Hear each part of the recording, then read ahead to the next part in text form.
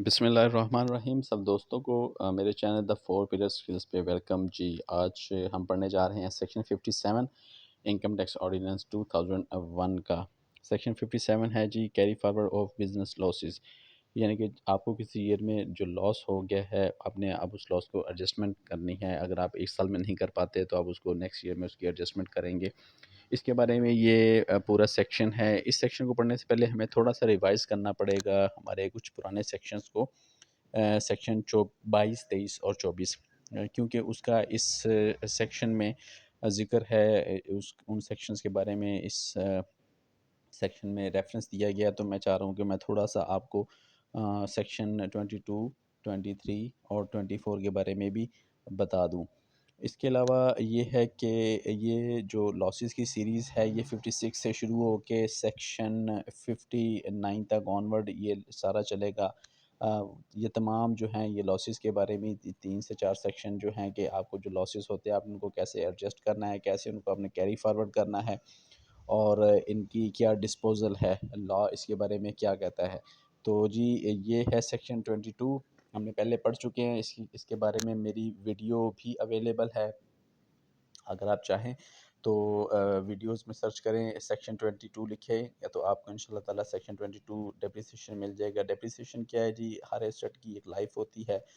उस लाइफ में उस एसेट की जो वैल्यू है वो कम होती रहती है और उसकी जो कॉस्ट जो आई होती है, जो कि एक एक्सपेंस है, उसको कैसे हम लोग एडजस्ट करते हैं उसके बारे में सेक्शन 22 में बताया गया है। इसी तरह से सेक्शन 23 है और सेक्शन 24 है इंटेंजिबल्स।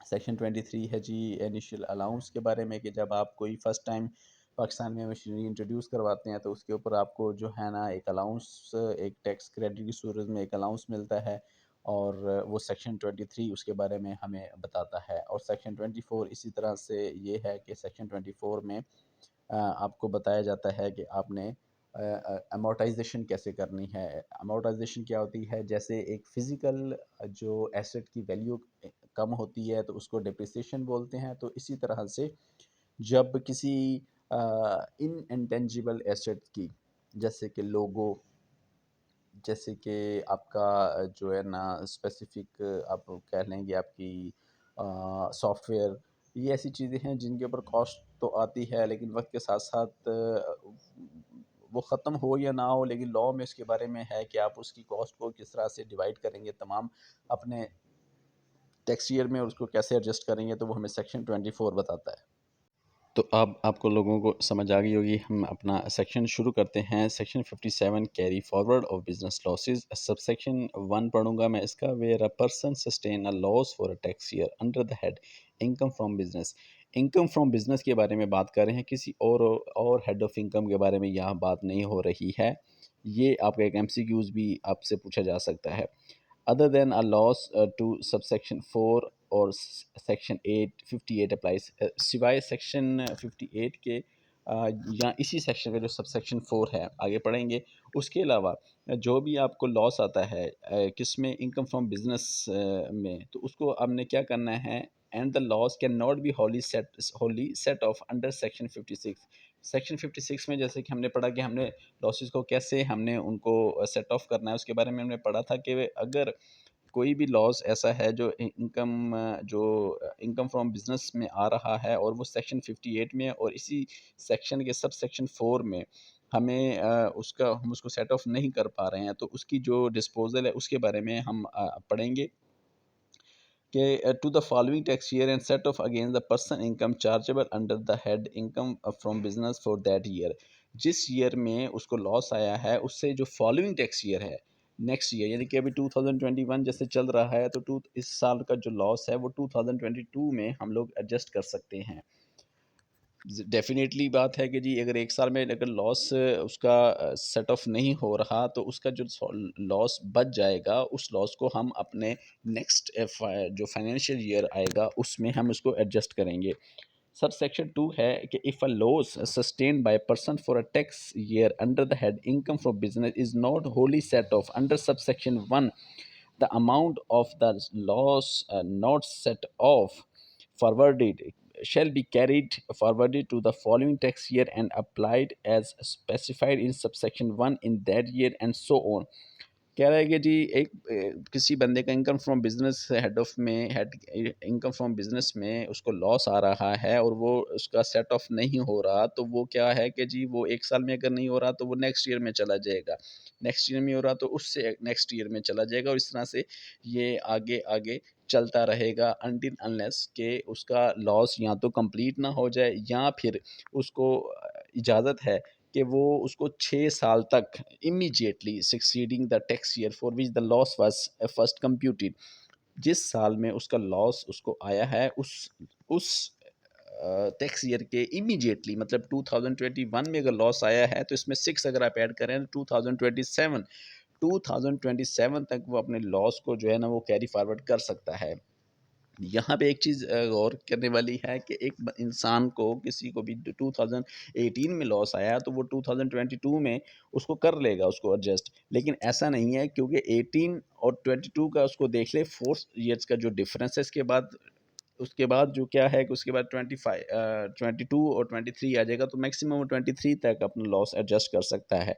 इसके बाद वो अपना लॉस एडजस्ट करने का उसको लॉ उसको जो है ना वो परमिशन नहीं देता, और वो अपने उस लॉस को जो है ना उसको राइट ऑफ कर देगा। राइट ऑफ का मतलब आप लोग समझते हैं कि जी वो अपने लॉस को अपने बुक्स ऑफ अकाउंट में से माइनस कर देगा, ख़त्म कर देगा, वो उसको एडजस्ट नहीं कर सकता।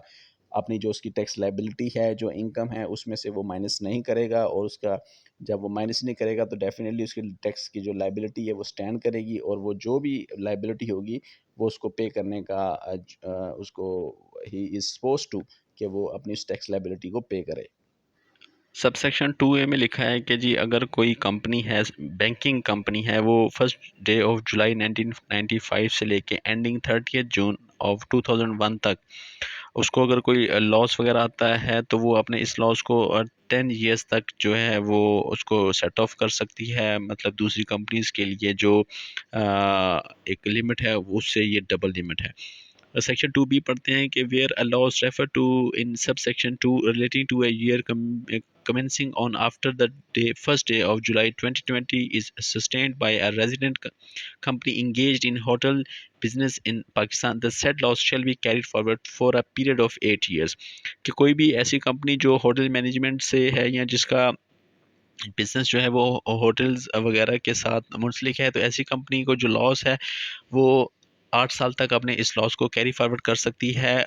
कब से कि अगर वो कमेंसिंग अब बिजनेस अपना कर रही है from the first day of July 2020। तो एमसीक्यूज के हवाले से यहाँ पे 3-4 क्वेश्चन अराइज हो चुके हैं। एक 10 ईयर वाला कि अगर बैंकिंग कंपनी है 1995 से 2002 तक, इसी तरह से एक होटल है 2020 के बाद से 8 ईयर्स तक, और नॉर्मल कंपनी जो है वो अपना 5 ईयर्स तक जो है वो अपने लॉस को करटेल कर सकते हैं। तो 3 किस्म के हमने यहाँ पे एमसीक्यूज भी पढ़ लिए हैं।